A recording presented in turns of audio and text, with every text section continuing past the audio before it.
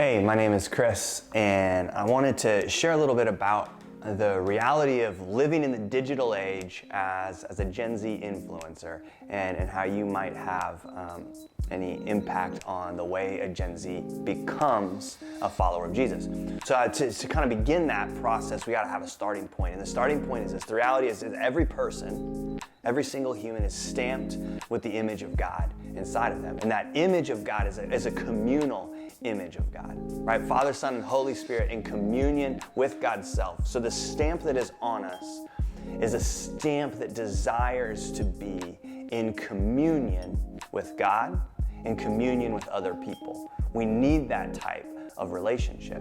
Now the challenge is that we live in this world in which specifically even Gen Z is just surrounded constantly by the digital age, right? Technology, social media, devices, screens, whatever it might be. And this weird thing that happens when we have a world that comes at us from the screen is that we start to settle slowly over time for this subtle picture of communion, and it becomes connectivity that we get. So we're just connected to the world around us, which we see as a good thing, and it's not even a bad thing per se, because how many people do you talk to via FaceTime or Skype, or you connect with friends in other countries via Facebook or whatever it is that allows you a type of connection you would not have without the digital age. Certainly there's a beauty in that. But the reality is we walk around in our lives every day tethered to our devices specifically.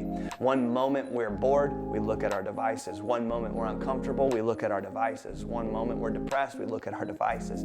And so they become this thing that's forming us to be people who settle for connectivity and disregard communion. That actually is a place in which we are in face-to-face relationship with one, people in our world, but two, it's how we sit in the presence of God as well. If we can't hear one another, how are we going to hear the voice of God? So the challenge in all of this is that if we remind ourselves again that from the beginning God stamps us with this communal image, that this is who we are to our core, what are the habits in place that are forming us to be the people of God? And I think that's our challenge, right? Especially as we influence a generation that is growing up with screens, that is growing up with social media connection, that all of that is happening. How do we help invite them into being formed as people who become people of God, who follow the ways of Jesus? How do you do that in a digital age? Because the reality is Jesus didn't live in a digital age himself, but he faced the same temptations to turn slightly away from what God intended him to be. He encountered those things. He knows what that's like. And it's even just like a good thing that can pull you away from the ways in which you're supposed to be people of God. And so I think we have to, as influencers, be able to say to Gen Z, this is how I am forming my life as a follower of Jesus. And these are the habits that I implement into my world so that I become that.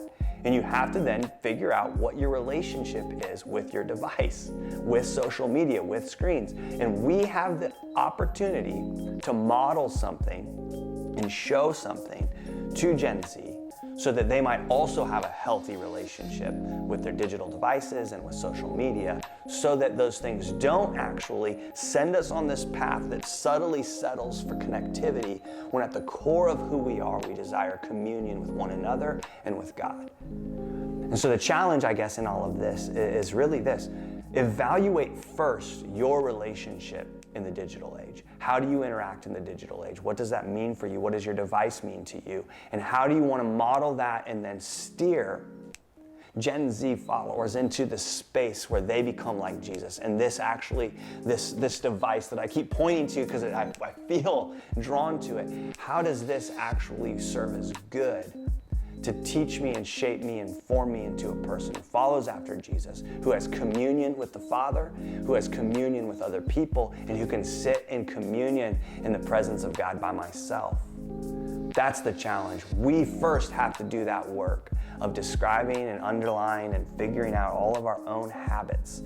Like, what are they and how are we being formed so that we might have communion with God ourselves, so that that might be exactly what we teach those we have influence over.